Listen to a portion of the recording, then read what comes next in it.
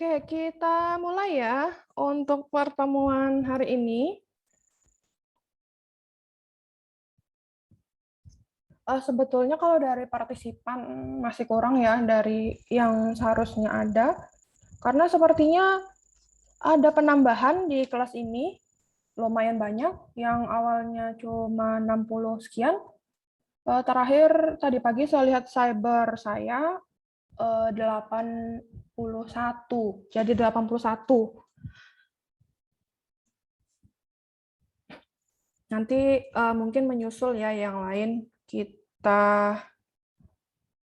ya Farhan Canif. Ya silakan, nggak apa-apa 2 perangkat.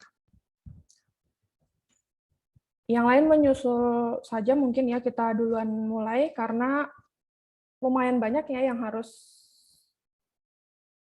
saya sampaikan untuk materi hari ini. Jadi saya buka dulu kelasnya. Assalamualaikum warahmatullahi wabarakatuh. Selamat siang semuanya. Waalaikumsalam warahmatullahi wabarakatuh. Oke, untuk hari ini sesuai dengan kontrak kuliahnya kita akan bahas mengenai konsep dasar dalam statistik.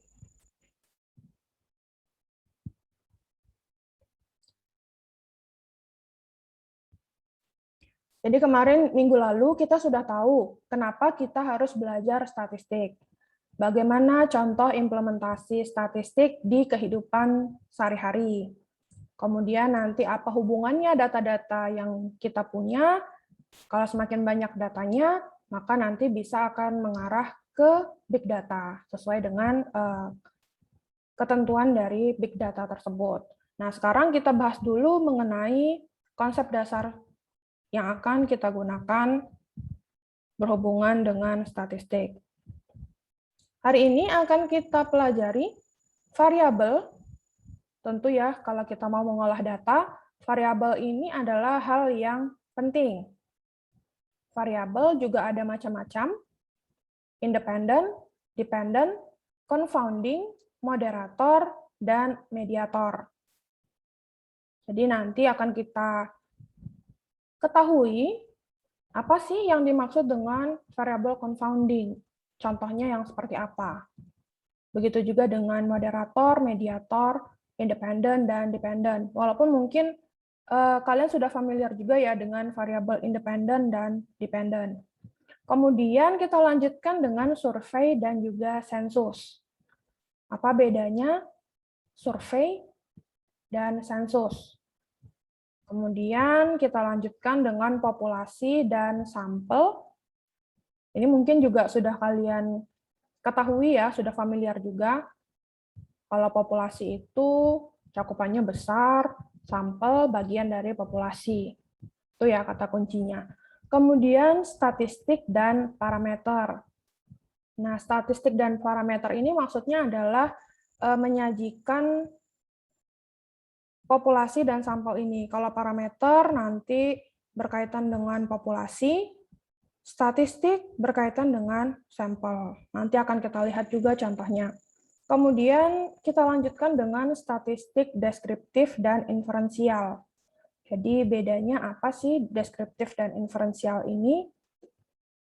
Yang terakhir adalah teknik sampling.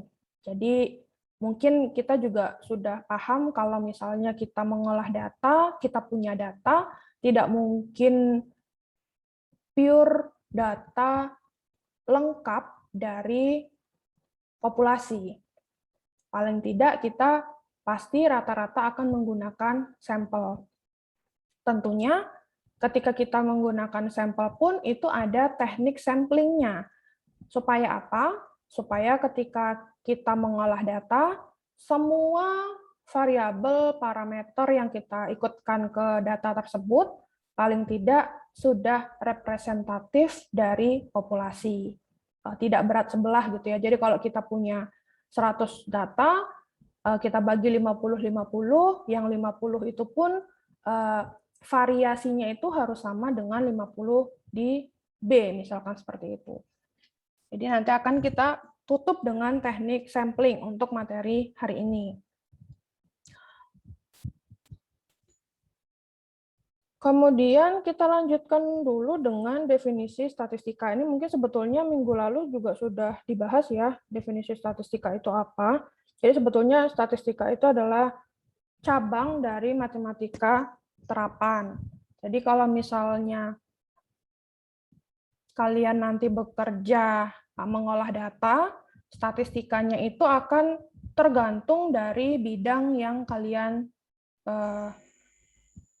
telusuri atau pelajari. Misalkan biostatistika ini mungkin akan mengarah atau menyasar ke anak-anak atau mahasiswa dari kesehatan, FK, FKG, FKM, FKH, nurse mungkin ya, FKP, dan lain-lain.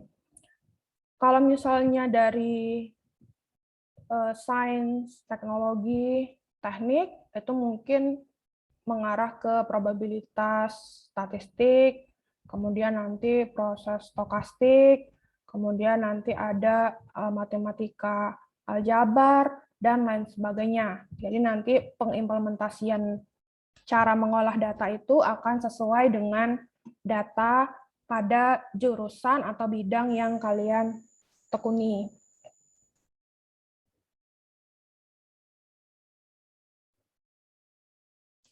Kemudian kegunaan statistika, ini ada dua ya yang dijelaskan di slide ini, yang akan kita fokuskan terutama untuk mata kuliah data dan pustaka, walaupun sebetulnya statistika ini banyak sekali ya kegunaannya.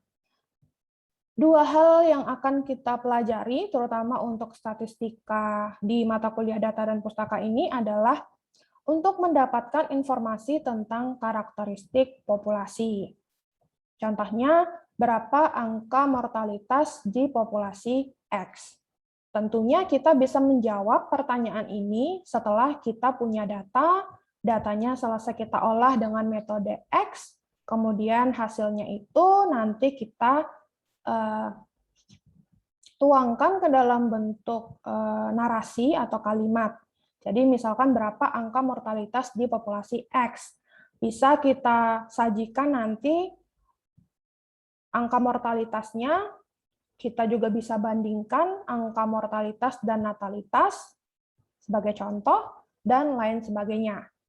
Kemudian berapa angka BOR di RSA. BOR ini adalah bed occupancy rate ya, keterisian tempat tidur.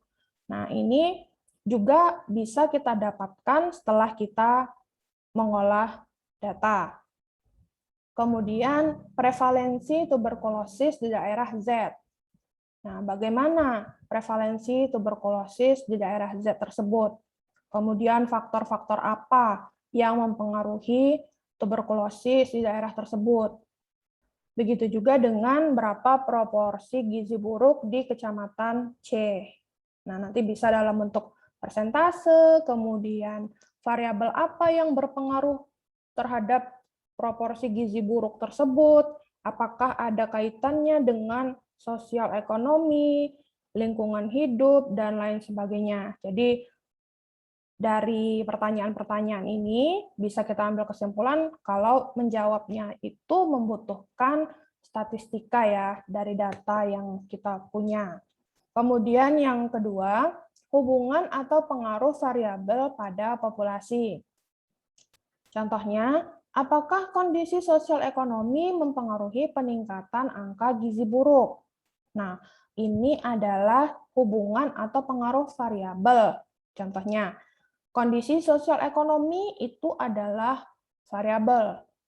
Kemudian, angka gizi buruk atau gizi buruk itu juga variabel. Nah, nanti kita akan pelajari variabel apa yang ada di kalimat itu, di kalimat pertanyaan itu. Apakah variabelnya ini saling mempengaruhi atau ada satu yang menjadi acuan untuk variabel lain. Kemudian yang kedua, apakah program mencuci tangan dengan cairan antiseptik menurunkan angka nosokomial di RS? Nosokomial itu infeksi ya, infeksi yang terjadi di lingkungan rumah sakit. Itu disebut nosokomial. Jadi apakah variabel, di sini variabelnya program mencuci tangan dengan cairan antiseptik dan angka nosokomial di RS. Nah, itu nanti kita bisa lakukan penelitian, kita dapatkan datanya, datanya kita olah, kita analisis, terjawablah pertanyaan itu. Apakah cara menurunkannya itu hanya dengan mencuci tangan dengan cairan antiseptik, atau ada cara-cara lain yang lebih signifikan dibanding dengan hanya mencuci tangan dengan cairan antiseptik. Kemudian kita masuk ke variabel. Tadi sudah saya sebutkan ada 5 ya di sini yang akan kita pelajari. Variabel independen, dependent, confounding, moderator, dan mediator. Sebelum saya bahas satu persatu, kita harus tahu dulu sebenarnya apa itu variabel. Jadi sebetulnya kalian juga sudah tahu ya. Variabel itu adalah karakteristik subjek yang memiliki variasi atribut ataupun nilai. Jadi pembeda dari satu subjek dengan subjek yang lainnya. Contohnya apa? Jenis kelamin, laki-laki, perempuan. Nah, laki-laki berbeda dengan perempuan. Ada karakteristik pembedanya. Begitu juga dengan tekanan darah. Kalau kita detailkan 110, 120, 130 misalkan. Nah, itu juga menjadi pembeda atau penciri antara satu tekanan darah dengan tekanan darah yang lain. Ujung-ujungnya nanti pasien yang punya tekanan darah 110 itu siapa saja. Kemudian yang 130 siapa saja. Begitu seterusnya. Kemudian contoh lainnya adalah umur, biasanya dalam bentuk penggolongan ya, umur misalnya kategori dewasa muda mungkin dari umur 20 sampai 30. Kemudian yang remaja mungkin dari 12 sampai 18. Contohnya seperti itu. Kemudian berat badan, pendidikan, D3 atau diploma, D4, D3, D4, S1, S2, S3. Itu juga termasuk ke dalam contoh variabel. Kemudian pengetahuan, dan lain-lain. Jadi nanti variabel ini tergantung dari data yang kita olah. Jadi kita ingin meneliti atau menganalisis case study apa. Kalau misalnya tentang hukum, mungkin ada dari FH, mungkin nanti variabelnya ini berupa undang-undang, peraturan pemerintah, dan lain-lain. Kalau yang dari teknik mungkin kalau ingin mengolah data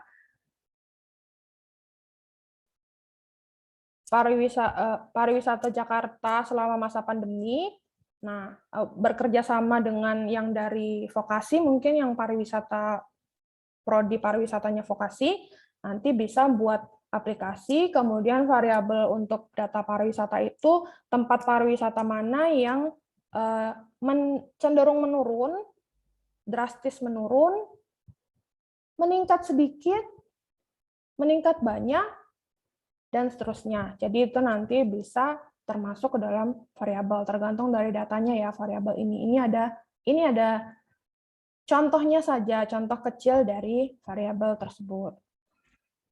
Kemudian data dan informasi. Data dan informasi ini juga mungkin sebagian besar sudah paham ya. Data itu adalah kumpulan angka kuantitatif hasil pengukuran variabel. Setelah data tersebut diolah, setelah dianalisis, jadilah informasi. Jadi data itu masih mentah, informasi itu sudah matang, seperti itu.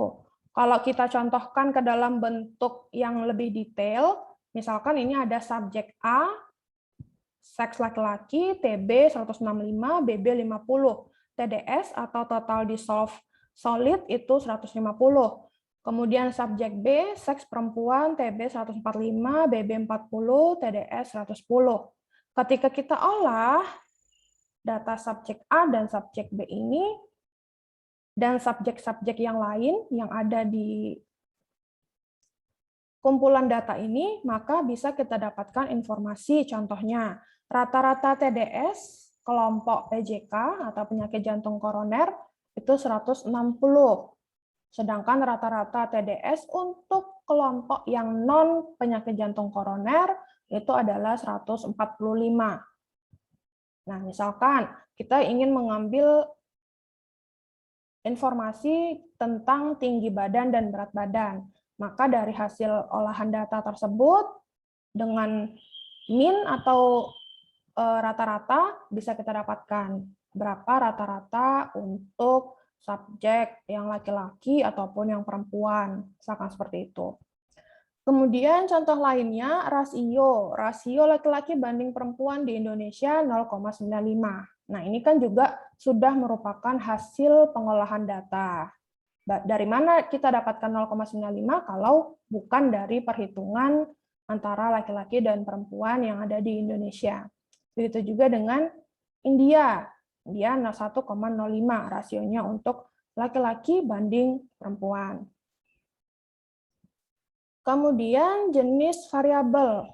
Nah, variabel ini juga ternyata tidak serta-merta langsung variabel independen, dependent, confounding, mediator, moderator.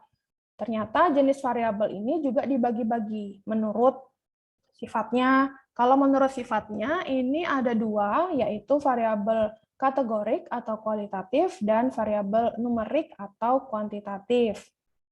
Nah, untuk variabel kualitatif, contohnya seperti agama, Islam, Hindu, Buddha, Kristen Protestan, Kristen Katolik. Jadi variabelnya itu, variabel datanya itu disajikan dalam bentuk kata-kata, tidak dalam bentuk angka atau numerik. Kemudian pekerjaan. Pekerjaan juga misalkan dosen, freelance, PNS, TNI Polri, karyawan swasta, dan sebagainya. Kemudian jenis kelamin, laki-laki, perempuan. Pendidikan juga diploma, D3, D4, S1, S2, S3. Itu termasuk ke dalam variabel yang kualitatif. Walaupun ketika kita membuat aplikasi untuk data tersebut, itu sebetulnya kita definisikan bisa dengan angka. Tapi ketika kita lihat data mentahnya, variabel itu tidak bisa disajikan dalam bentuk angka. Seperti agama, itu kan memang Islam, Hindu, Buddha, seperti itu ya. Jadi tidak bisa 1, 2, 3. Apa itu 1, 2, 3? Tidak ada agama yang 1, 2, 3. Seperti itu ya, jangan bingung ketika kita belajar variabel data dengan membuat data tersebut mudah diolah dengan bantuan aplikasi. Kemudian untuk yang B, variabel numerik atau kuantitatif. Untuk kuantitatif, ini berbeda dengan kualitatif. Kalau kualitatif itu kita sajikan dalam bentuk kata-kata, kalau kuantitatif kita sajikan dalam bentuk angka.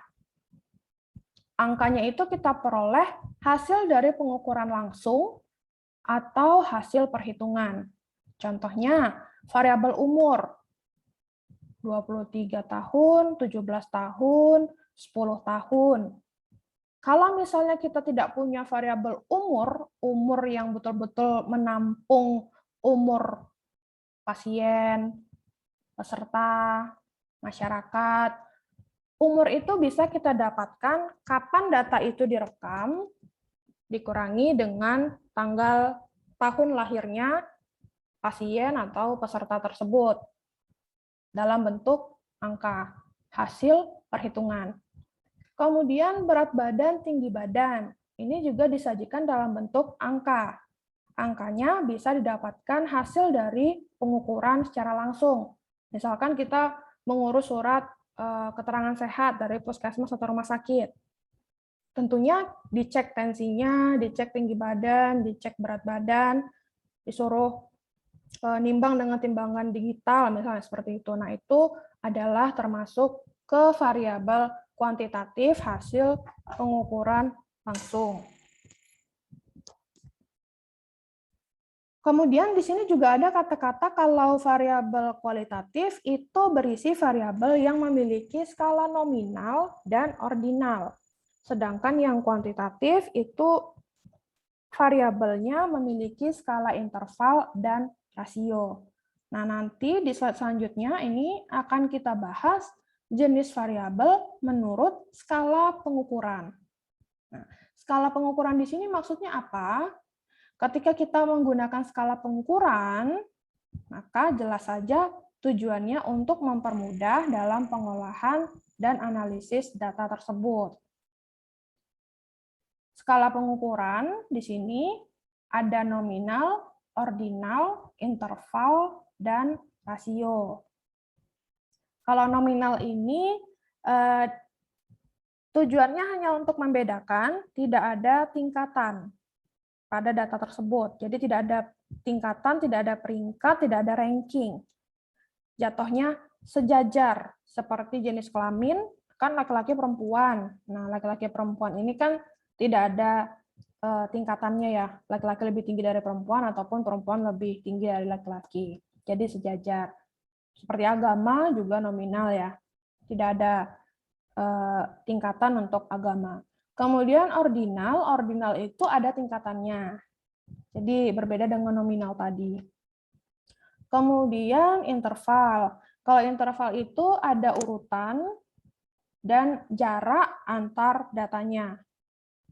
Kalau rasio sebetulnya hampir sama dengan interval, tapi ada jarak antar datanya. Biasanya juga ada angka 0 mutlaknya di rasio. Berbeda dengan interval. Mungkin kalau kalian pernah buat interval ya sebelumnya, ketika belajar matematika, mungkin dulu di SMA itu kan ada ya interval seperti apa gambarnya, kemudian kalau rasio kan perbandingan ya, seperti tadi contohnya laki-laki dan perempuan, rasionya itu 1,05, atau rasio yang normal untuk seorang dosen adalah memiliki anak bimbing 2, misalkan seperti itu. Nah, itu juga termasuk contoh rasio. Kemudian ada lagi variabel menurut hubungan antara variabel. Nah, ini yang akan kita pelajari sesuai dengan subchapter di slide kedua ya tadi, independent, dependent, moderator, mediator, dan confounding. Yang pertama adalah variabel independen, variabel bebas. Artinya variabelnya itu tidak terpengaruh oleh kondisi apapun. Nah, ini mungkin variabel independen ini juga sudah kalian pernah dengar ya, pernah kalian dapatkan juga sebelumnya ketika di SMA atau mungkin SMP sekarang juga sudah belajar variabel mungkin. Contohnya variabel independen ini seperti apa? Contohnya kalau kita punya kalimat, punya studi kasus, hubungan gaya kepemimpinan dengan kinerja petugas piker di puskesmas. Ini adalah satu kalimat, satu kasus, satu case study. Di sini bisa kita dapatkan gaya kepemimpinan ini adalah variabel independen. Bisa dilihat ya dari kalimatnya, gaya kepemimpinan ini berdiri sendiri, tidak terpengaruh dari variabel lain atau dari parameter yang lain atau dari bias yang lain. Nah, gaya kepemimpinan di sini termasuk variabel independen. Kita lanjutkan. Hubungan gaya kepemimpinan dengan kinerja petugas piker di puskesmas. Kinerja petugas ini juga termasuk variabel. Tapi variabelnya bukan variabel independen. Kenapa? Karena kalau kita baca kalimatnya, kalau kita lihat analisis, kinerja petugas ini tergantung dari gaya kepemimpinan. Hasilnya. Kalau gaya kepemimpinan ini bagus, maka kinerja petugas ini juga akan bagus, mengikuti. Tapi kalau gaya kepemimpinannya itu tidak bagus, nggak jelas, SOP tidak diikuti, maka kinerja petugas ini juga tidak akan maksimal. Ya, kinerja petugasnya juga pemimpin saya aja seperti itu, ya sudah saya juga jam 2 sudah pulang, padahal seharusnya jam 4 baru pulang, misalkan seperti itu. Nah, maka di sini kinerja petugas ini adalah variabel yang dipengaruhi oleh gaya kepemimpinan. Maka kinerja petugas menjadi variabel dependen, terikat, bergantung pada variabel bebas. Jadi kayak hubungan itu ya, hubungan kausal ya, sebab akibat. Jadi kalau variabel independen itu berdiri sendiri, variabel dependen itu hasil dari variabel independennya. Contoh lainnya, hubungan perilaku merokok dengan kejadian hipertensi. Perilaku merokok ini adalah variabel independen. Hipertensi adalah variabel dependen. Kenapa? Karena kalau misalnya kita merokok, itu akan terkena hipertensi, kemungkinan terkena hipertensinya itu lebih tinggi daripada yang tidak merokok. Kalau tidak merokok, maka mungkin tidak terkena hipertensi. Nah, di sini hipertensi dan tidak hipertensi berpengaruh atau dipengaruhi dari perilaku merokok seseorang. Oke, jadi itu ya bedanya variabel independen dan dependen. Bebas dan terikat. Tapi suatu saat ada data di mana variabel independen dan variabel dependennya itu bisa berubah fungsi. Jadi yang kondisi awalnya atau initial state-nya itu adalah variabel independen X, ternyata ketika kita analisis lebih dalam, variabel tersebut juga bisa menjadi variabel dependen. Variabel dependen yang awalnya kita katakan dia variabel dependen, ternyata ada kondisi di mana variabel dependen itu bisa menjadi variabel independen. Nah, misalnya variabel hipertensi di kejadian ini ya, hubungan perilaku merokok dengan kejadian hipertensi merupakan variabel dependen dari variabel perilaku merokok. Namun dapat berbeda fungsi kalau konteksnya adalah hipertensi dengan kejadian stroke. Jadi di sini misalkan ada variabel merokok, hipertensi, stroke. Nah, kalau misalnya merokok dengan hipertensi, merokok independen, hipertensi adalah dependen. Tapi kemudian kalau hipertensi kita analisis ke variabel stroke, kejadian stroke, maka variabel hipertensi ini akan menjadi independen, bukan dependen lagi. Jadi tergantung ya dari variabel yang kita punya, yang tergambar dari data yang ingin kita olah. Makanya pembacaan data, menganalisis data, menelusuri data itu adalah hal yang krusial sebelum melangkah ke metode, teknik, implementasi, apalagi evaluasi gitu ya. Evaluasi sudah yang terakhir. Kemudian yang ketiga ini adalah variabel confounding. Sebetulnya variabel confounding ini tidak wajib atau tidak selalu ada di sebuah data. Jadi bisa dibilang variabel independen dan variabel dependen itu yang umumnya ada di data. Variabel confounding, variabel mediator, variabel moderator itu tidak selalu ada, tapi bisa saja ada, bisa saja harus dipertimbangkan ketika kita mengolah data. Apa itu variabel confounding? Variabel confounding ini biasanya disebut dengan variabel perancu atau variabel pengganggu. Maksudnya bukan mengganggu atau orang ketiga dari variabel independen dan variabel dependen ya, tapi lebih ke kalau misalnya ada variabel confounding di data tersebut, akan mempengaruhi validitas penelitian karena menyebabkan bias pada hasil penelitian. Jadi bias itu bukan itu ya, bukan idol yang kita sukai di grup, bias bukan itu. Bias itu maksudnya prasangka yang mendukung atau menentang suatu hal. Jadi misalnya saya sebagai peneliti ingin meneliti data, kemudian saya itu condong, perasaan saya itu condong ke arah A. Padahal ketika kita sebagai peneliti, kondisi kita itu kan harus di tengah-tengah ya, normal. Tidak boleh mengarah ke salah satu variabel atau pihak. Nah, adanya variabel confounding itu akan memacu bias tersebut. Nah, makanya kalau misalnya ada variabel confounding di data, itu harus diminimalisir.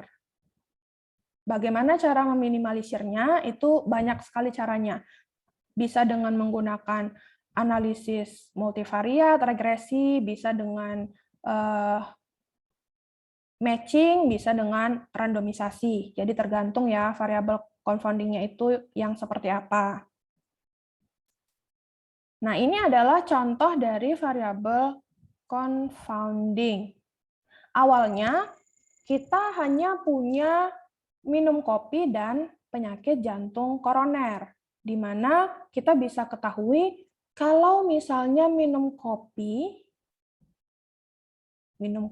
sebagai variabel independen, PJK ini dependennya ya. Kalau misalnya kita suka minum kopi, maka akan mungkin mendapatkan penyakit jantung koroner. Semakin tinggi juga kesempatan untuk penyakit jantung koronernya. Sedangkan kalau misalnya tidak suka minum kopi, mungkin untuk mendapatkan penyakit jantung koroner ini akan semakin kecil. Kemudian ada variabel lain. Di sini variabel confounding-nya adalah merokok. Karena adanya variabel merokok ini, analisis kita tadi itu jadi bimbang, ragu-ragu. Apakah minum kopi bisa menyebabkan penyakit jantung koroner? Bagaimana dengan kebiasaan merokok ditambah minum kopi? Bukankah jadinya juga akan mengarah kepada kemungkinan mendapatkan atau menderita penyakit jantung koroner? Ternyata iya. Kemudian, apakah merokok ditambah minum kopi penyakit jantung koroner saja? Apakah kebiasaan merokok tidak akan menyebabkan penyakit jantung koroner? Ternyata jawabannya juga iya. Bisa saja merokok menyebabkan penyakit jantung koroner. Tidak hanya merokok ditambah minum kopi menyebabkan penyakit jantung koroner. Nah, inilah yang disebut dengan variabel pengganggu. Setelah kita berhasil mendapatkan analisis kesimpulan dari minum kopi menyebabkan penyakit jantung koroner, tiba-tiba datang merokok, merubah penilaian, merubah analisis dari data awal kita tadi. Makanya ini disebut dengan variabel confounding. Nah, mungkin benar, mungkin tidak.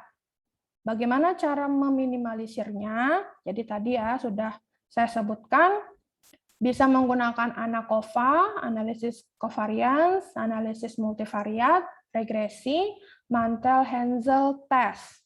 Nah, mungkin yang pernah lihat news.uner.ac.id itu ada dosen UNER, saya lupa beliau dari Fakultas Kesehatan Masyarakat atau fakultas lain ya, vokasi atau fakultas lain, yang penting kesehatan kalau saya tidak salah.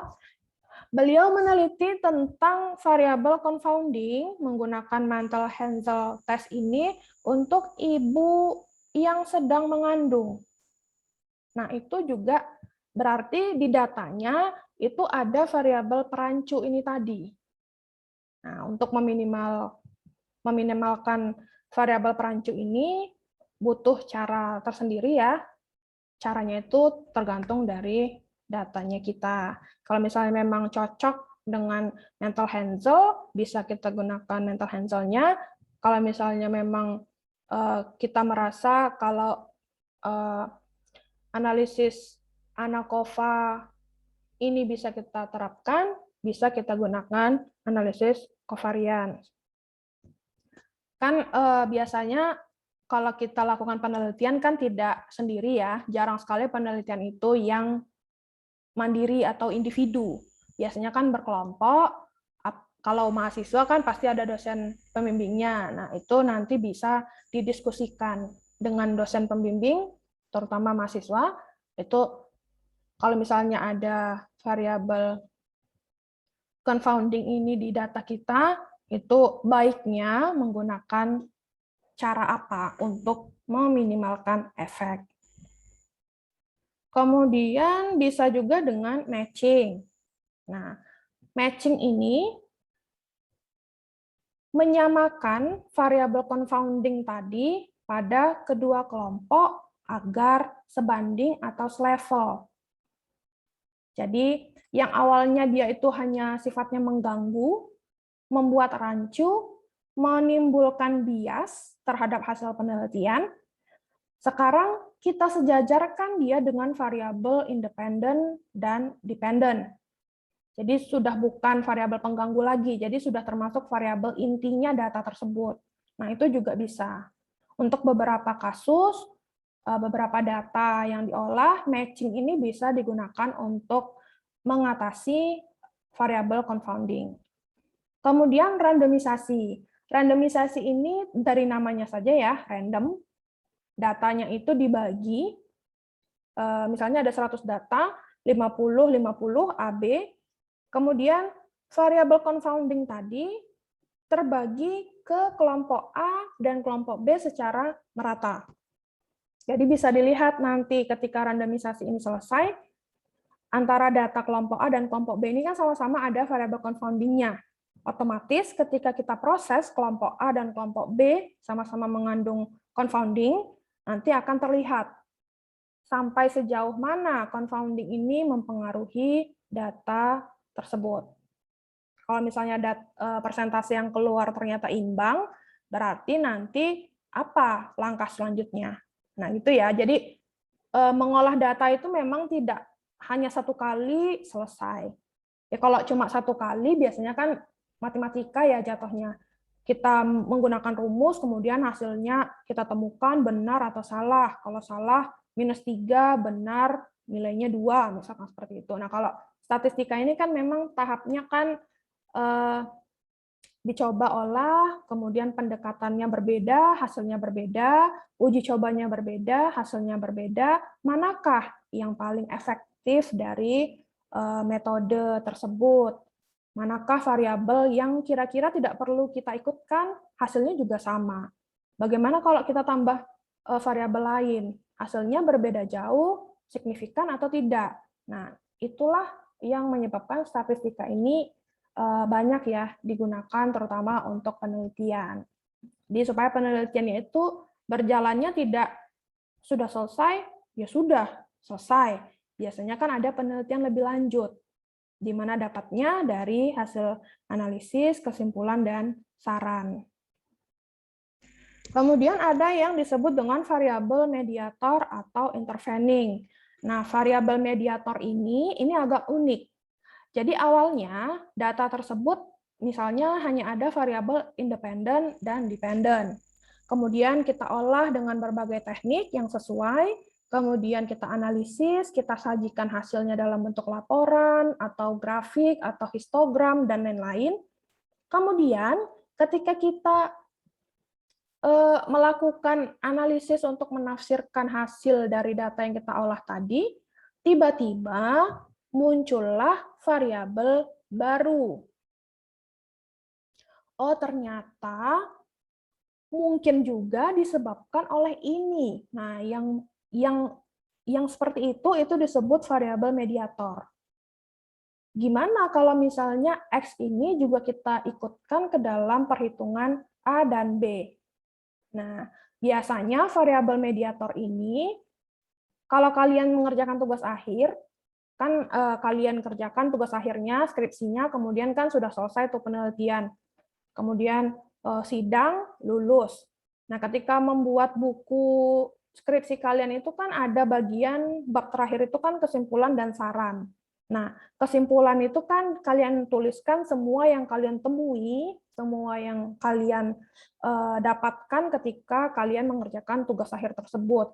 Nah, di saran itu kan biasanya diisi juga dengan apa yang bisa dilakukan selanjutnya. Begitu juga dengan artikel ilmiah. Ada conclusion dan apa yang bisa dilakukan selanjutnya, baik penulis itu yang melakukan maupun kolega-kolega lain yang ingin melanjutkan penelitian tersebut. Nah, jadi nanti bisa adik-adik tingkatan kalian yang tertarik juga dengan topiknya kalian itu bisa melanjutkan dari saran yang kalian tuliskan di buku skripsi tadi. Oh, ternyata kalau misalnya variabel ini diikutkan, mungkin akan berpengaruh. Nah, dilanjutkan sama adik-adik tingkatan kalian. Oh, ternyata betul berpengaruh. Oh, ternyata tidak terlalu berpengaruh. Ada atau tidak ada, hasilnya akan tetap sama atau mirip, misalkan seperti itu. Nah, itu juga bisa. Itulah yang disebut dengan variabel mediator. Kemudian variabel moderator, ini adalah variabel yang sifatnya memoderasi. Jadi kalau ada variabel moderator di tengah-tengah variabel independen dan dependen, itu akan memperlihatkan hasil ke variabel dependennya. Kalau misalnya nanti kita punya variabel independen, kena atau ada variabel moderator yang bersamaan dengan variabel independen itu akan memberikan hasil yang berbeda terhadap variabel independennya. Dependennya, mohon maaf.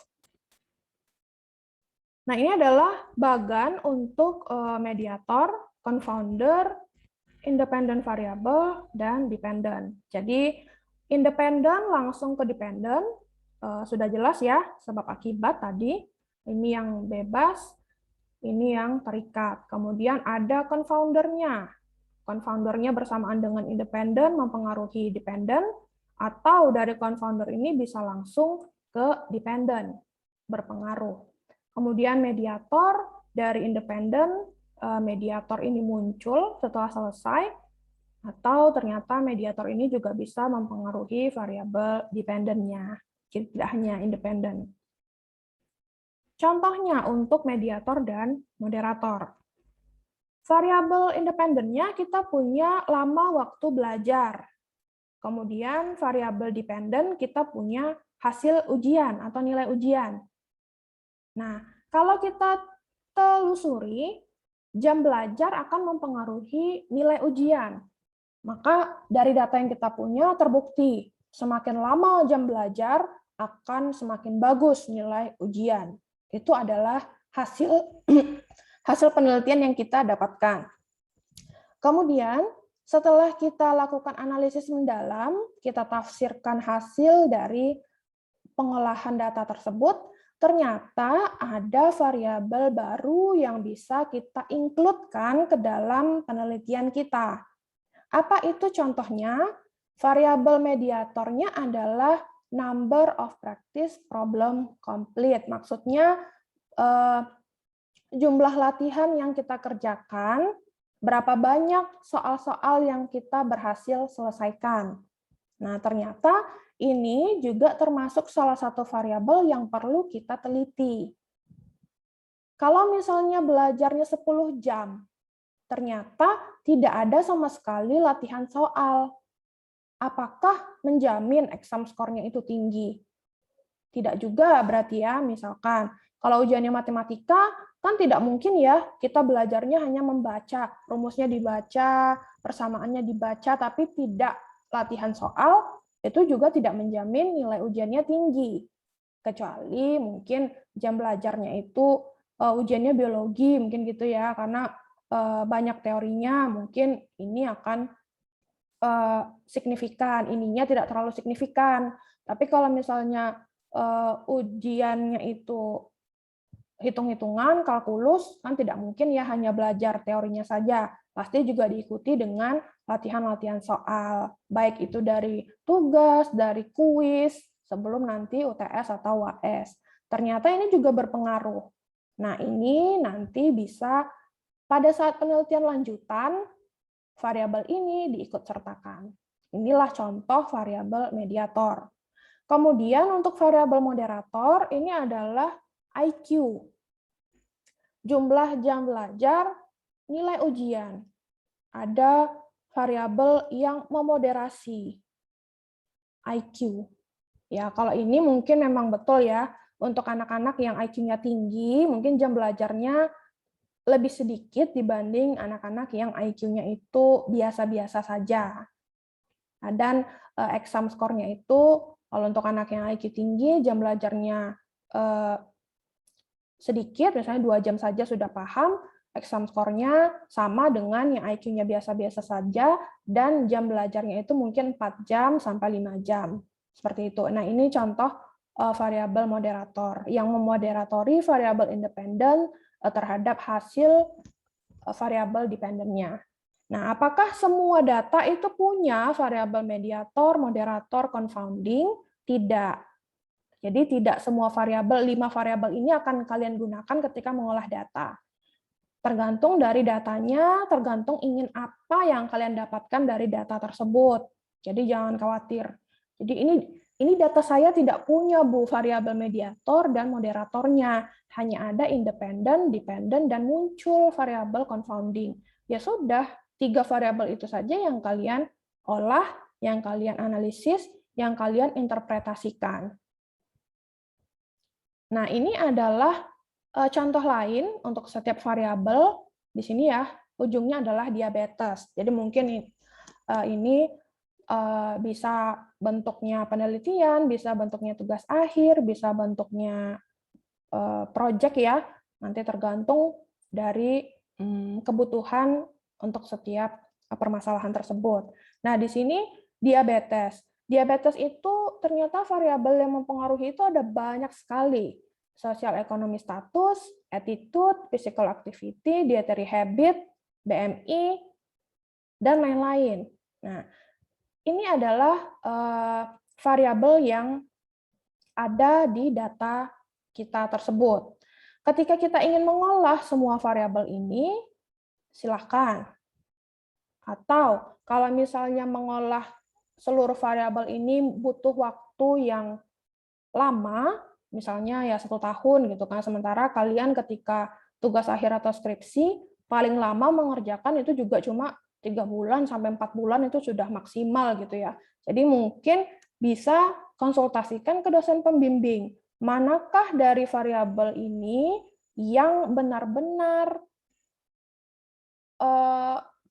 berdampak ke penyakit diabetes. Jadi mungkin dari dosen pembimbingnya hanya ya sudah fokuskan saja pada 5 variabel ini. Variabel ini bisa diabaikan dulu untuk jadi penelitian selanjutnya. Oke, berarti yang kalian kerjakan hanya yang ini. Dari ini nanti silakan tentukan mana variabel independen, mana dependen, dan seterusnya. Jadi tidak semua variabel ya digunakan. Kemudian survei dan sensus. Nah, ini mungkin kalian sudah tahu ya sensus penduduk itu apa, gunanya apa gitu. Jadi sensus penduduk itu intinya mengumpulkan, mengolah, menilai, menganalisa, menyajikan, dan menerbitkan data kependudukan. Apa saja data kependudukan yang dibutuhkan? Tentunya ya identitas diri ya.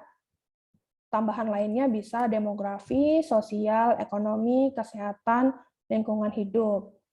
Nah, ini ya harus memuat apa, kemudian ciri sensus itu apa.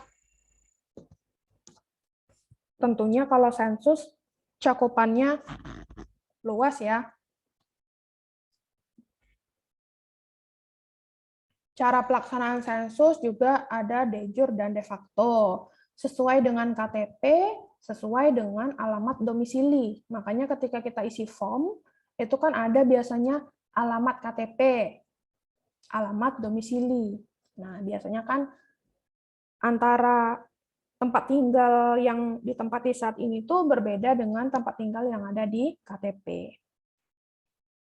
Kemudian survei. Survei ini adalah bagian dari sensus penduduk. Jadi cakupannya lebih kecil, yang diambil juga sampel, bukan populasi. Informasi yang dikumpulkan bisa lebih cepat daripada sensus, dan kadang-kadang ada informasi yang bisa kita tambahkan, yang bisa kita muat di luar dari informasi sensus. Kenapa? Karena kan waktunya juga tidak sebanyak sensus. Kemudian target yang harus didapatkan informasinya juga tidak sebesar sensus. Otomatis informasi yang kita kumpulkan itu bisa jadi lebih banyak, bisa jadi lebih lengkap dibanding dengan sensus. Contohnya apa? Contohnya ini ya, SUPAS, SDKI, Sakernas, dan Susenas. Nah ini ya, survei penduduk antar sensus, survei sosial ekonomi Indonesia, survei angkatan kerja nasional. Nah ini sebetulnya bagian dari sensus, hanya saja ruang lingkupnya itu lebih kecil. Jadi ya ibaratnya kalau sensus itu kita mengarah ke populasi, kalau survei di sini kita mengarahnya ke sampel. Nah ini ya, contoh kuesioner sensus, ini seperti ini. Jadi ini kita isi, mungkin ada ya yang pernah melihat orang tuanya mengisi kuesioner sensus. Nah, data-data di sini harus diisi lengkap, yang memang penting itu harus dicantumkan informasinya. Ini adalah kuesioner survei. Ya sebetulnya mirip-mirip ya dengan sensus penduduk, hanya saja kan berbeda ya metodenya, berbeda target mendapatkan datanya itu berbeda. Jadi ada beberapa perubahan ketika kuesioner survei itu kita bandingkan dengan kuesioner sensus. Kemudian populasi dan sampel. Nah, ini mungkin juga kalian sudah tahu ya, mungkin sebagian besar sudah tahu. Populasi itu adalah cakupannya luas. Kalau kita misalkan Indonesia, maka seluruh pulau yang ada di Indonesia, geografis Indonesia yang sudah sah secara hukum internasional disebut populasi. Kalau sampel ya bagian dari negara Indonesia tersebut. Contohnya Pulau Sumatera, itu sampel. Pulau Jawa, itu sampel. Kalau misalnya saya contohkan Universitas Erlangga itu adalah populasinya. Civitas Akademika Universitas Erlangga, itu adalah populasi. Kemudian sampelnya, mahasiswa baru tahun angkatan 2021. Maka semua mahasiswa baru 2021 adalah sampel, atau dosen yang berpangkat lektor kepala dan memiliki pendidikan minimal S3. Maka dosen S3 dengan jabatan lektor kepala itu adalah sampelnya. Jadi sampel itu ruang lingkupnya lebih kecil, tapi himpunan bagian dari populasi. Jadi kita sekarang sedang bicara Universitas Erlangga, seluruh Civitas Akademika Universitas Erlangga. Tidak mungkin sampelnya adalah penduduk perumahan Dian Regensi, Surabaya. Ya, kalau Dian Regensinya dosen mahasiswa tinggal di situ, sampel. Kalau tidak termasuk sampel. Jadi harus yang merupakan bagian dari populasi tersebut. Nah, ini adalah contoh. Silakan dibaca dulu. Kemudian yang mau menjawab bisa raise hand.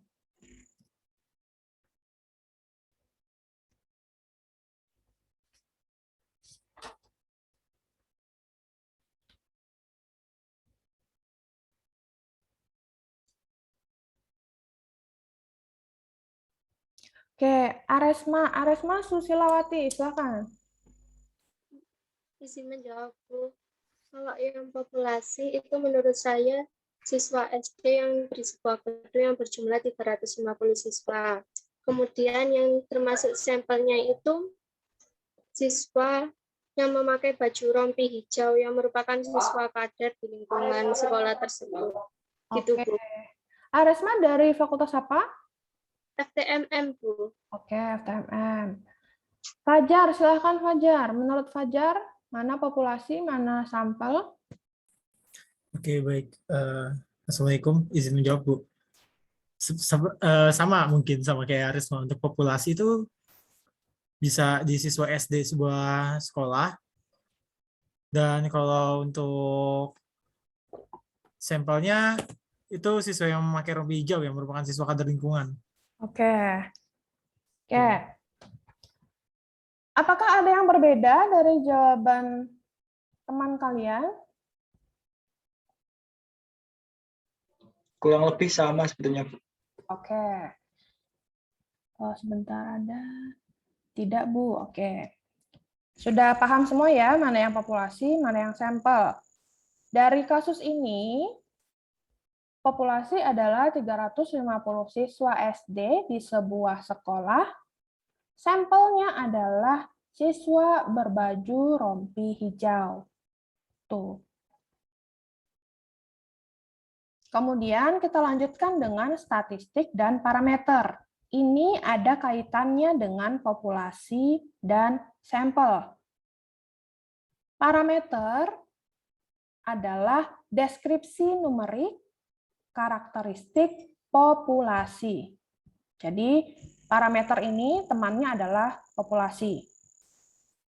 Statistik, deskripsi numerik karakteristik sampel. Maka statistik ini adalah temannya sampel.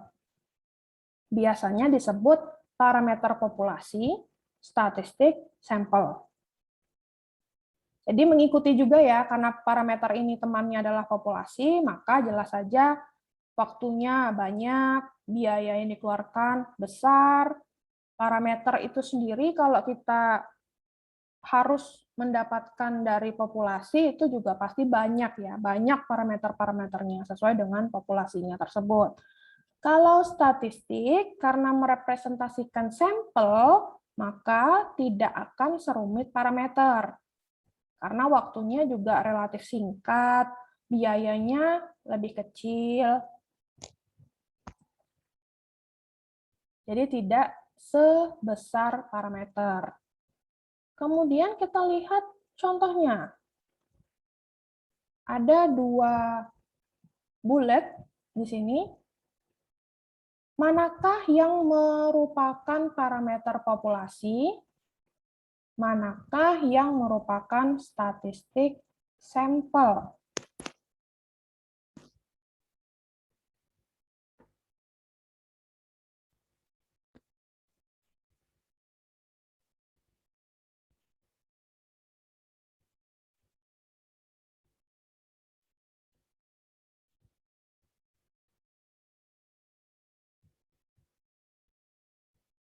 Oke, Kaza Diti Wandari, silakan. Baik, Bu, terima kasih atas kesempatannya. Kalau menurut saya, yang menggambarkan parameter populasi adalah gaji awal rata-rata untuk sarjana kurang dari 3 juta itu. Sedangkan untuk statistik sampel adalah gaji awal untuk 667 lulusan sarjana, meningkat sebanyak 8,5%, Bu. Terima kasih, Bu. Oke, berarti bulat yang pertama itu menurut Kaza adalah parameter populasi. Iya, Bu. Bulat yang kedua adalah statistik sampel. Iya. Oke. Pendapat yang lain? Apakah ada yang berbeda dari Kaza?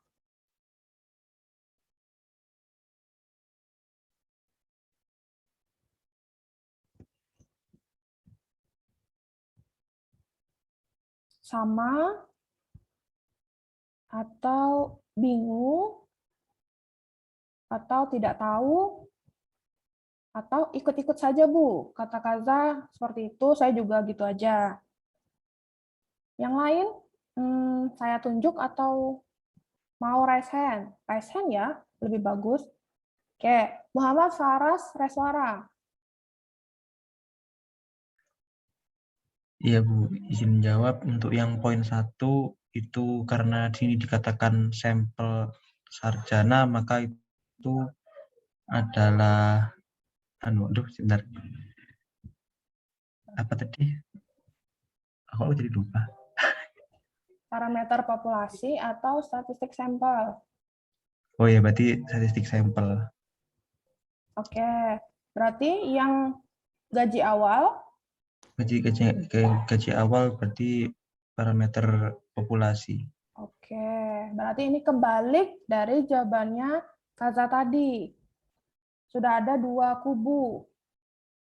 Ada yang mau berpendapat lagi?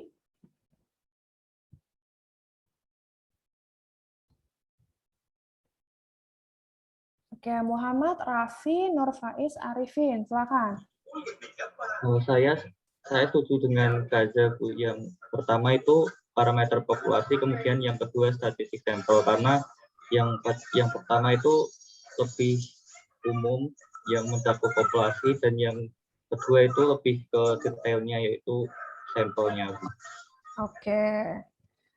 Menurut Raffi, yang pertama parameter populasi, yang kedua statistik sampel. Oke, 1 orang lagi. Ada yang mau resen atau saya pilih random?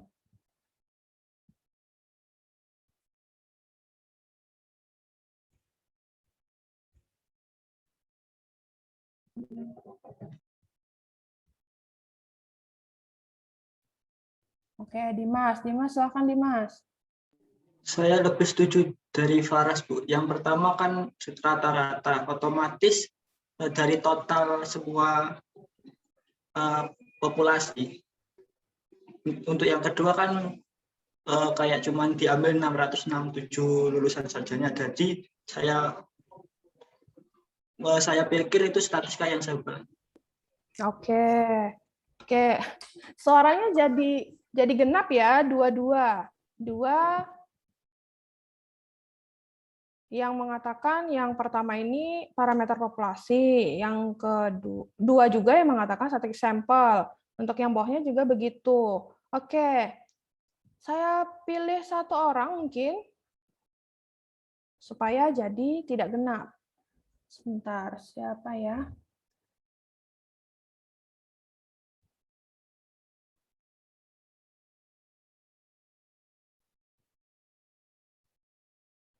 Zainal Hermansyah. Zainal Hermansyah ada? Ada, Bu. Oke. Menurut Zainal apa? Yang poin 1, sebuah survei terbaru itu, yang poin 1 itu menurut saya statistik sampel, Bu. Yang kedua itu parameter populasi. Oke, alasannya yang pertama statistik sampel apa, Zainal? Karena itu rata-rata, Bu. Kan jika rata-rata jadi otomatis itu dijadikan sampel biasanya, Bu. Oke, kalau yang kedua parameter kenapa? Parameter itu yang kedua karena sebentar, Bu.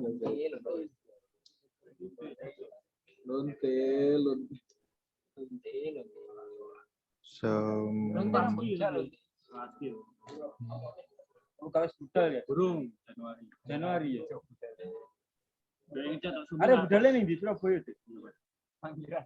Sumen aku budal, ada budal moro mati. Aduh sitok.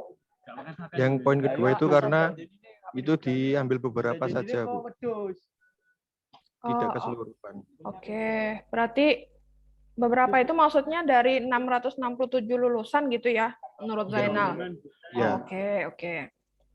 Oke, ternyata kelas ini jawabannya masih beragam, ya belum satu suara. Berarti sepertinya masih bingung ya antara parameter populasi atau statistik sampel. Oke, saya lanjutkan dulu. Nanti saya kembali lagi ke sini. Apa jawabannya yang betul untuk parameter populasi dan statistik sampel. Selanjutnya adalah statistik deskriptif dan inferensial. Nah, ini adalah konsep untuk pembagian statistika, deskriptif dan inferensial. Di sini bisa kita lihat ya dari bagan ini, kalau inferensial itu punya banyak subnya, tidak seperti deskriptif. Sesuai juga sebetulnya dengan konsepnya masing-masing. Deskriptif ini bisa saya katakan adalah statistik yang umum, yang basic. Contohnya, kalau kalian punya data, dari data tersebut kalian bisa mengetahui modus, median, mean, standar deviasi, z-score, skewness, variansi, dan lain-lain. Ada rumusnya, kalian ambil dari data tadi, masukkan ke rumusnya, dapat hasilnya. Itu adalah gambaran dari statistik deskriptif. Bagaimana dengan statistik inferensial? Apa yang membuat statistik inferensial ini lebih prosesnya itu lebih kompleks dibanding yang deskriptif? Di sini terlihat juga ya sebetulnya dari bagannya. Inferensial ini ada estimasi dan pengujian hipotesa, bagian dari statistik inferensial. Jadi, statistik inferensial itu selain kita mengacu dari data yang kita punya, menggunakan rumus, kita juga bisa mengestimasi ataupun melakukan pengujian hipotesa.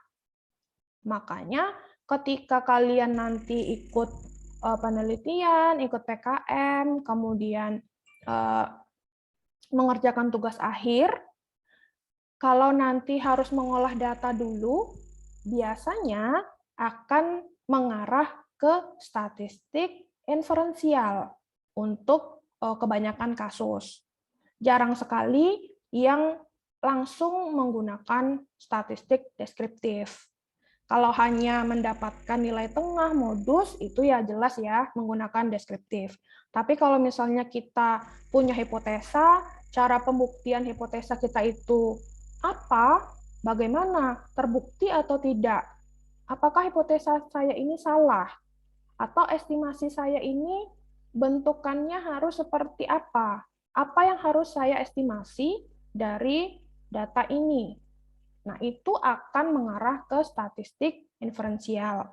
Untuk pengujian hipotesis, itu biasanya nanti ada yang namanya parametrik dan non-parametrik. Nah, ini berbeda ya, parametrik dan non-parametrik ini.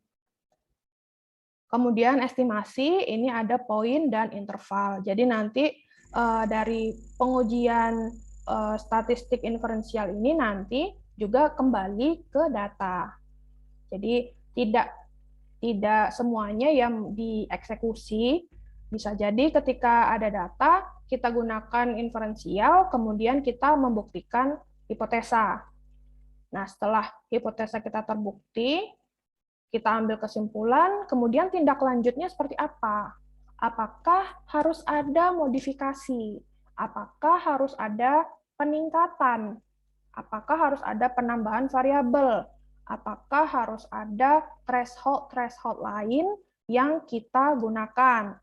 Atau harus ada aplikasi yang kita kembangkan untuk meminimalisir kegagalan dari hipotesis. Nah, itu memungkinkan ya. Jadi ada berbagai macam tindak lanjut nanti dari pengujian hipotesis tersebut. Jadi masih panjang prosesnya, karena kan data itu yang pertama kali ya. Jadi kita bekerja setelah datanya ada, kalau datanya belum ada, cari dulu datanya, biasanya memakan waktu lama kalau tes skripsi, tugas akhir itu adalah datanya. Tapi kalau datanya sudah ada, kita bisa langsung olah, bisa langsung analisis, X, Y, Z, seterusnya. Nah, nanti evaluasi sudah selesai. Ini tadi deskriptif, min, median, modus, rank, varian, kuartil, persentil, simpangan baku. Jadi betul-betul yang sudah jelas rumusnya, gunakan rumus tersebut, keluar hasilnya. Sedangkan untuk yang inferensial, ini adalah mendapatkan informasi dari populasi berdasarkan sampel, kemudian sampel tersebut kita generalisasi. Generalisasi di sini maksudnya apa? Setelah kita olah sampelnya, kita tarik kesimpulannya. Kesimpulannya itu analisisnya, kemudian faktornya ya dari hasilnya tadi kita bisa tahu faktornya itu apa yang mempengaruhi, misalnya seperti itu. Nah, diharapkan hasilnya sampel perhitungan ataupun kalkulasi sampel tadi bisa merepresentasikan populasi nyatanya. Nah, ini adalah contoh statistika deskriptif dan inferensial. Data kepolisian melaporkan bahwa anak jalanan yang mengalami kecelakaan di Kota Jakarta adalah 1 orang setiap jam. Dari sini, dari case study ini, kita bisa tahu yang termasuk statistika deskriptif adalah 1 orang setiap jam. Kemudian, yang termasuk statistika inferensial adalah mengestimasi angka kecelakaan yang perlu mendapatkan penanganan akibat kecelakaan di Kota Jakarta. Jadi di sini populasinya itu adalah Kota Jakarta.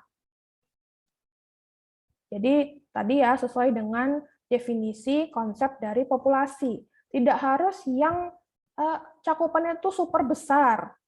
Negara itu populasi, kemudian kalau bukan sebesar negara itu bukan populasi. Ya, kalau Jakarta populasi, kemudian anak jalanan itu adalah anak jalanan yang ada di Jakarta itu adalah sampelnya. Jadi statistika inferensial untuk case study ini mengestimasi angka kecelakaan di Kota Jakarta yang perlu mendapatkan penanganan.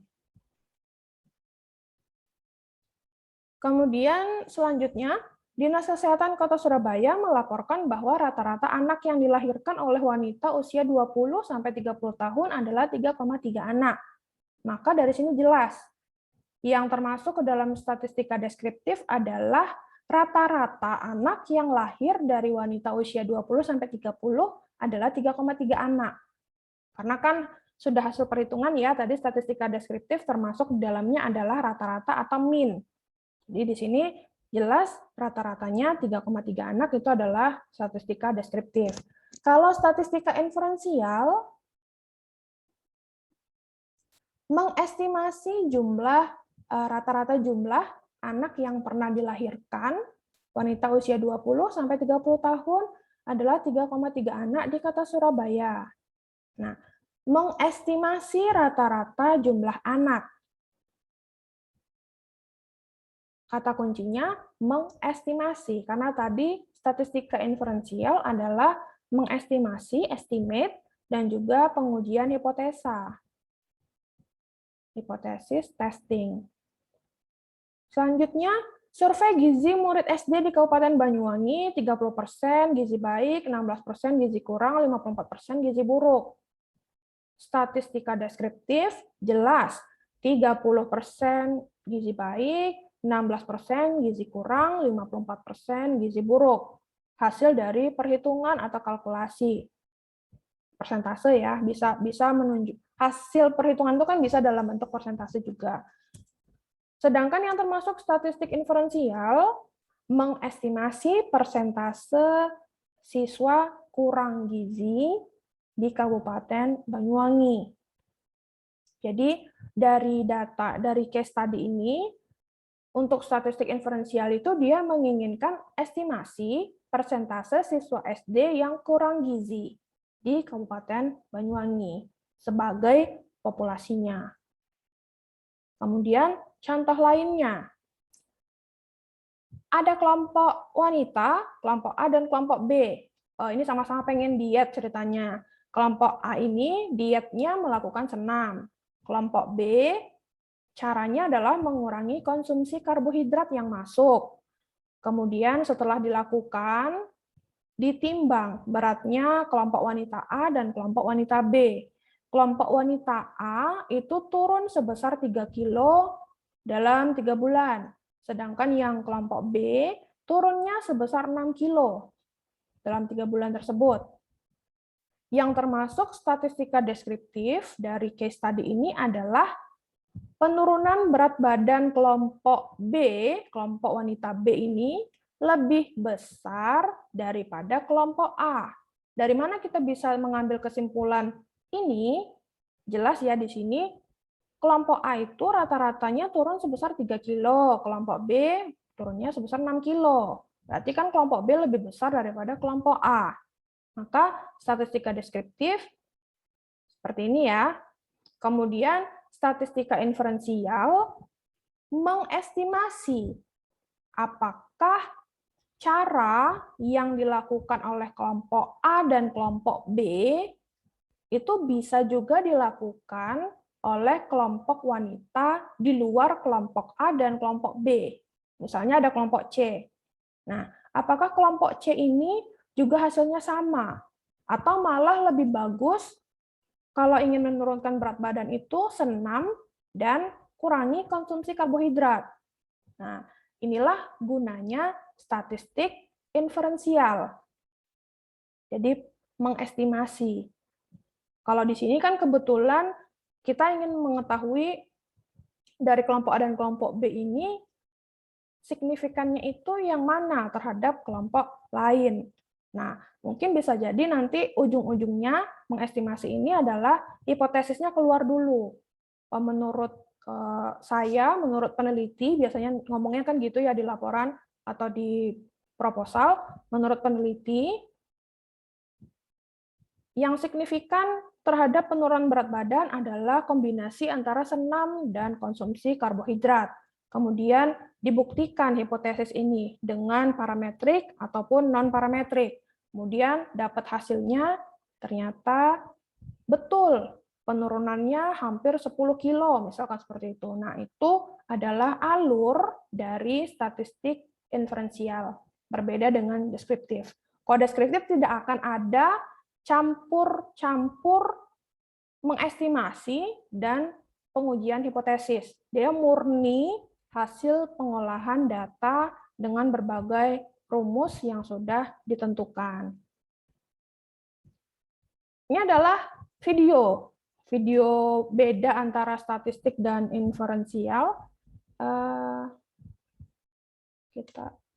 Bentar ya, saya lihat dulu apakah materinya masih banyak atau tidak. Oke. Sepertinya sudah tidak banyak ya. Kita putar aja ya. Ini sebetulnya Writing's not that easy, but Grammarly can help. This sentence is grammatically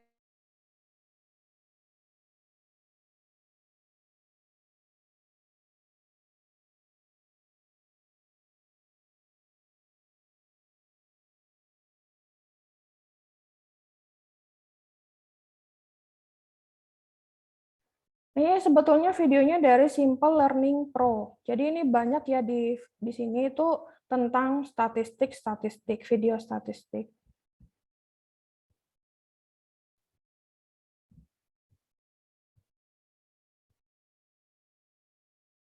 What is statistics? Statistics can be defined as the collection and interpretation of data. All around the world, we use statistics to measure and analyze variability. People have different heights, weights, hair color, food preferences, and so on. These things are all variable because they change among different individuals. There are two kinds of statistics. There's inferential statistics and there's descriptive statistics. Inferential statistics deals with taking a sample and analyzing that sample to make judgments or claims about a population. Descriptive statistics refers to getting data and talking about it. So when you hear a professor say something like the average midterm score was 65%, they are using descriptive statistics. We often use things like histograms and graphs to help us summarize and explain descriptive statistics. The first part of the course deals with descriptive statistics, and the second part of the course deals with inferential statistics. In order to understand statistics, you'll first have to know some basic definitions. A population refers to the total amount of things. I say things because a population can refer to almost anything. This can refer to the total amount of people, cats, vehicles, houses, and so on. Now, a sample refers to a small part of the population that is used for study, and the total amount of things in a sample is called the sample size. In statistics, what we examine is the variable. It is what we are studying, and it can be measurable, countable, and categorized. When we talk about how people can have different heights, weights, and hair color, these are all variables. Variables represent a characteristic of what we are trying to study, and they can vary among different individuals. When we measure a variable, our data can come into two different forms. There is categorical data and there is quantitative data. Quantitative data refers to data that is measured in numbers. It deals with numbers that make sense to perform arithmetic calculations with, like calculating an average. Quantitative data comes from quantitative variables. Examples include height, weight, and midterm score. On the other hand, categorical data refers to values that place things into different groups or categories. Categorical data comes from categorical variables. Examples include hair color, type of cat, and letter grade. There are actually two types of categorical variables. There is categorical and ordinal and categorical and nominal. Something is said to be categorical and ordinal if there is a logical ordering to the values of a categorical variable. A good example of this would be letter grade. We can logically order the values of this categorical variable from high to low or from low to high. Now, something is said to be categorical and nominal if there is no logical ordering to the values of a categorical variable. An example of this would be hair color. Depending on our sample, we could have people with red hair, blonde hair, brown hair, or even blue hair. Although we can arrange these values in alphabetical order, there is no logical ordering with respect to the actual values itself. There are also two types of quantitative variables. There is discrete and continuous.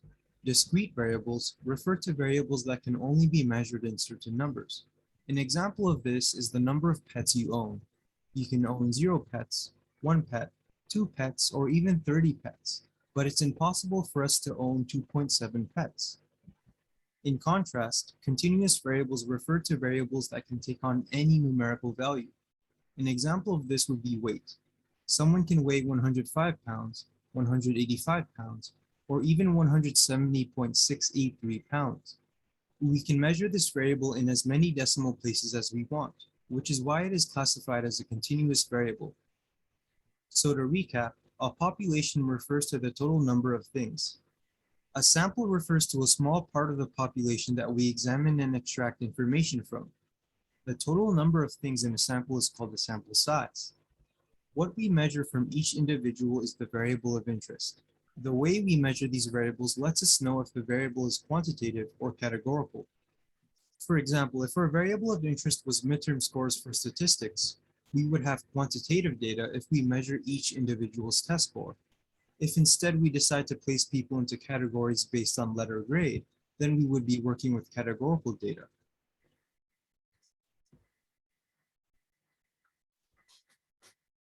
Beauty That Cares, diskon hingga 80%.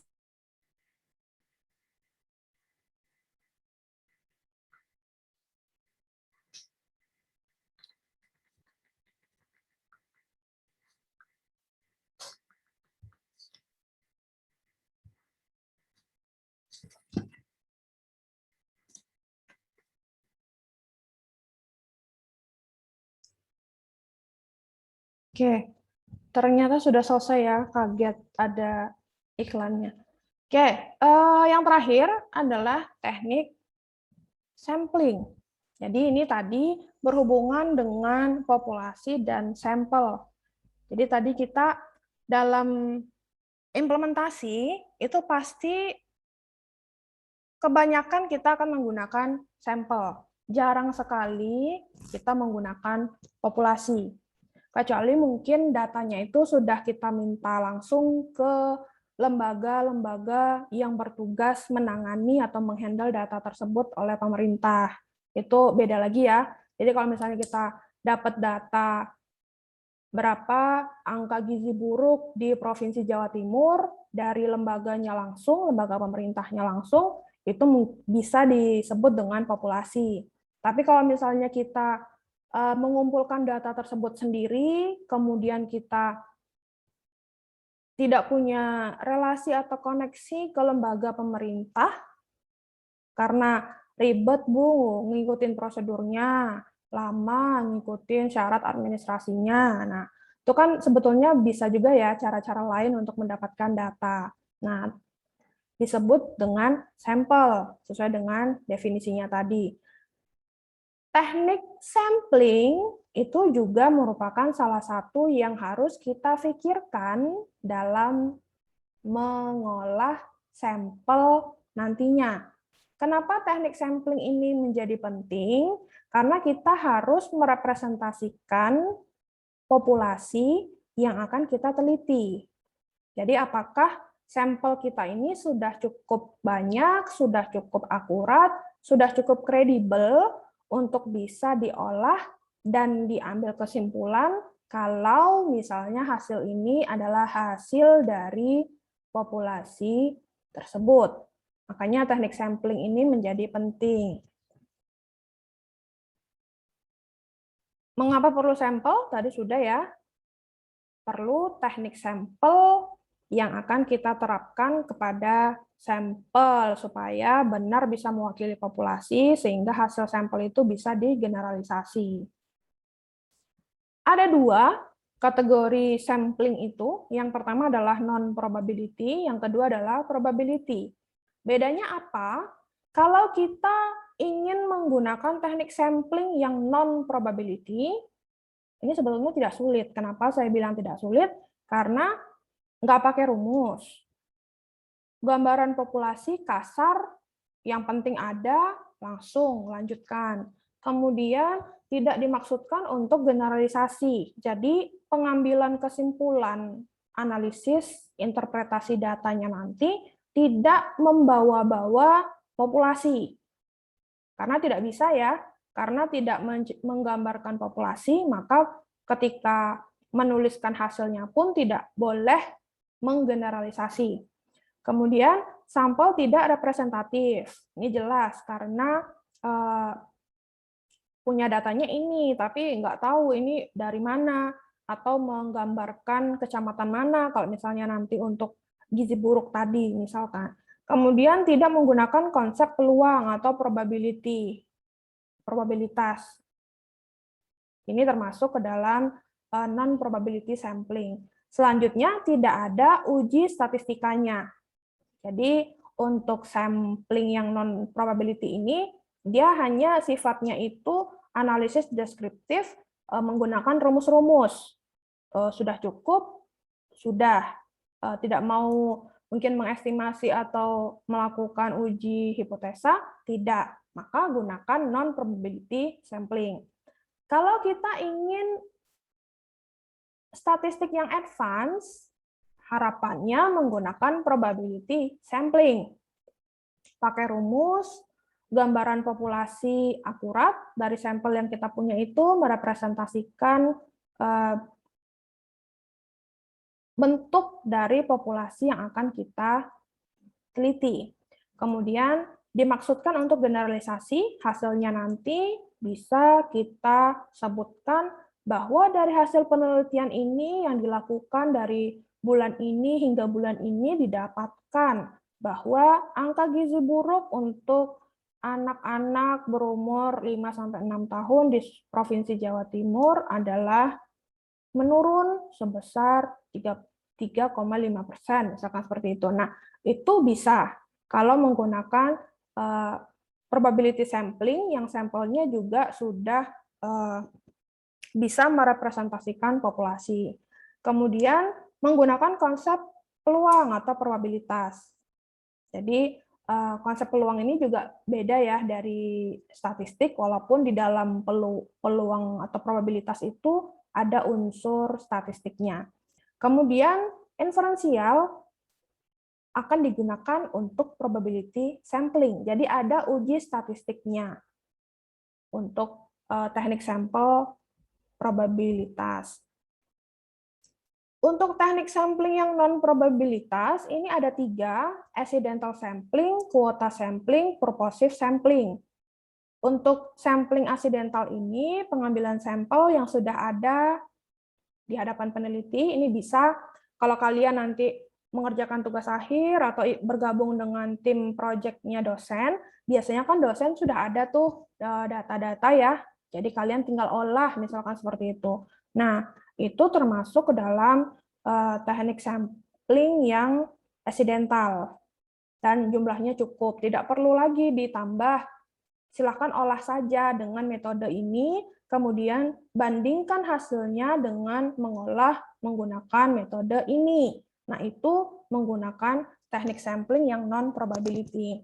Kemudian kuota sampling, memperhitungkan proporsi karakteristik di populasi. Umur, seks, pendidikan, letak geografis. Nah, ini adalah termasuk dasar stratifikasi untuk yang kuota sampling. Kemudian purposive sampling atau sampling yang purposive, artinya berdasarkan asumsi dan strategi tertentu. Maksudnya asumsi dan strategi tertentu di sini bukan seperti kira-kira banyak yang laki-laki daripada perempuan yang kena gizi buruk. Nah, itu tidak boleh. Asumsi yang seperti itu tidak boleh ketika melakukan penelitian. Maksudnya asumsi di sini bisa saja dari data yang kita peroleh, kita gunakan rumus, kemudian dari hasil rumus tersebut, kita bisa tahu polanya. Nah, dari pola itu kita generate data baru. Jadi, memunculkan data baru setelah data yang ada itu kita proses. Itu bisa. Di perusahaan atau organisasi, ketika kita ingin melakukan optimasi terhadap SOP perusahaan tersebut, itu bisa kita lakukan teknik purposive sampling ini. Kemudian untuk yang probability sampling, ini juga sebetulnya ada banyak, ada 4 ya. Nah, pertanyaannya, apakah semua teknik sampling probability ini perlu diterapkan kepada data yang kita punya? Jawabannya sama dengan variabel tadi. Tidak semua teknik sampling probability akan kita gunakan. Kecuali memang targetnya kalian itu ingin melihat. Kalau saya gunakan teknik sampling yang pertama, apa bedanya dengan yang kedua? Apa bedanya dengan yang ketiga? Apa bedanya dengan yang keempat? Maka boleh digunakan keempat teknik sampling terhadap data yang sama. Kemudian kalian dapatkan hasilnya, bisa kalian lihat perbedaannya di mana, kalian ambil kesimpulan, kalian sajikan hasil analisis dan penelitian kalian tadi. Tapi kalau misalnya teknik sampling ini hanya sebagai dasar fondasi untuk mengolah data tersebut, maka gunakan teknik sampling yang paling cocok dengan data yang kalian punya. Caranya seperti apa? Kalau kalian masih belum familiar dengan 4 teknik sampling probability ini, bisa minta masukan dari dosen pembimbing, atau bisa diskusi kelompok dengan kelompoknya masing-masing. Nah, itu caranya mengetahui teknik sampling mana yang cocok. Kemudian saya jelaskan contoh ilustrasi dari setiap teknik sampling. Ini adalah yang paling standar, basic. Kenapa? Karena random. Nah, random di sini maksudnya seperti apa? Kita punya data, kemudian populasi ya untuk diambil sampelnya, kemudian kita pilih acak. Namanya random ya, jadi pilihnya acak, tapi hanya bisa digunakan untuk populasi yang homogen. Maksudnya homogen itu tidak ada perbedaan, tidak ada kategori, tidak ada kelompok, jadi sama statusnya, sama jaraknya, sama tidak ada ranking atau peringkat. Nah, itu bisa digunakan simple random sampling. Jadi random. Jadi kalau misalnya saya di kelas ini ada 71 mahasiswa, ketika saya suruh menjawab, saya pilih saja ada 3 orang yang menjawab. Mahasiswa dengan NIM 20, 27, 29, 32, 40, silakan jawab, misalnya seperti itu. Nah, itu adalah contoh dari simple random sampling. Kemudian yang kedua adalah stratified random sampling. Ini bisa diterapkan kalau populasinya heterogen. Jadi sudah tidak homogen lagi ya, sudah heterogen. Caranya adalah populasi tersebut kita berikan dulu lapisan atau layer. Jadi kita buat layer setiap populasi tersebut. Nah, dari layer itu kita ambil sampelnya. Jadi misalkan layer 1 saya ambil 3 sampel, layer kedua saya ambil 3 sampel, dan seterusnya. Contohnya kalau visualisasi itu seperti ini. Nah, layer pertama saya ambil, layer kedua saya ambil, layer ketiga tidak saya ambil karena mungkin ada beberapa faktor ya. Bisa saja layer ketiga itu tadi ada variabel confounding atau noise-nya banyak atau outlier-nya banyak. Nah, hal-hal seperti itu ya, walaupun saya tidak mengatakan hanya hal-hal itu saja. Jadi banyak sekali mungkin faktor lain yang menyebabkan layer tersebut tidak terpilih. Kemudian layer selanjutnya saya pilih, begitu seterusnya. Kemudian ada yang disebut dengan cluster random. Nah, cluster random ini kita buatkan cluster, berbeda dengan layer ya. Cluster itu adalah clustering. Jadi dari cluster, manakah cluster yang akan kita pilih sampelnya? Kalau layer ini tidak kita pilih, ya sudah diabaikan.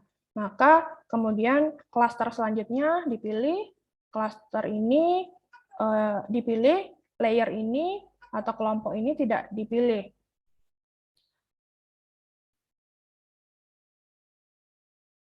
Ini adalah contoh cluster. Jadi section 1, section 5 dipilih, 2, 3, 4 tidak dipilih. Nah, untuk pemilihan cluster pun itu nanti tergantung ya dari datanya, manakah yang ingin ditonjolkan di data tersebut. Kemudian multi-stage random ini adalah kombinasi antara cluster dan layer. Jadi ada layer, ada cluster. Setiap layer dipilih klasternya itu atau kelompoknya itu yang mana yang mau dipilih. Kalau tidak dipilih juga tidak apa-apa. Maksudnya mungkin ada faktor lain yang menyebabkan layer tersebut tidak ada klasternya. Kalau ada klasternya, dibuat klaster, berapa sampel yang akan kita ambil di klaster tersebut? 4-kah? 3-kah? Nah, kalau saya visualisasikan seperti ini, 8, 28, 48. Atau 8, 18, 28, 38, 48. Nah, ini adalah contoh dari systematic sampling. Ini 8, 28, dan 48. Oke, ini adalah slide terakhir ke-57. Kalau yang sudah buka e-learning, sepertinya sudah tahu ya, akan ada permintaan apa dari saya untuk minggu ini. Jadi, sudah saya sediakan forum diskusi di e-learning, silakan dilihat untuk yang belum buka e-learningnya. Jawab pertanyaan 1-6 ini di forum diskusi tersebut. Apakah harus dikumpulkan dalam bentuk file dan lain-lain? Tidak. Jawab saja, caranya reply pertanyaan saya tersebut, kemudian tuliskan jawaban kalian. Menurut saya variabel apa? Survei atau sensus, menurut saya termasuk apa? Kemudian populasi atau sampel, termasuk apa? Kalau dari sini. Tidak yang lain-lain ya, hanya slide 57. Kalau bisa jawabnya sebelum kita mulai kelas hari Kamis depan. Jadi nanti hari Kamis depan kita bahas dulu ini, kemudian kita lanjut ke materi untuk minggu ketiga. Oke, itu saja untuk hari ini. Nah, saya kembali ke pertanyaan parameter populasi dan statistik sampel. Kira-kira ini sudah habis ya materinya hari ini. Manakah yang termasuk parameter populasi dari dua soal tadi?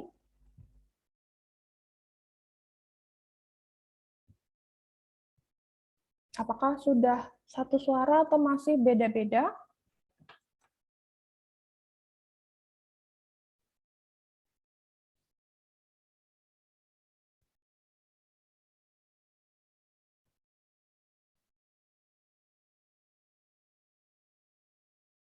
Oke, tidak ada jawaban. Kalau tidak ada jawaban, berarti minggu depan ya kita bahas hari Kamis sebelum mulai materi minggu ketiga. Karena sepertinya juga masih bingung. Belum satu suara seperti kelas yang lain. Jadi nanti silakan dipelajari lagi apa itu parameter populasi, apa itu statistik sampel. Kemudian hari Kamis depan sudah harus sama jawabannya antara bullet yang pertama dengan bullet yang kedua. Oke, untuk tugasnya ini saja ya, ini saja yang harus kalian coba kerjakan. Oke, apakah ada pertanyaan karena waktunya juga sudah habis? Sebelum saya akhiri.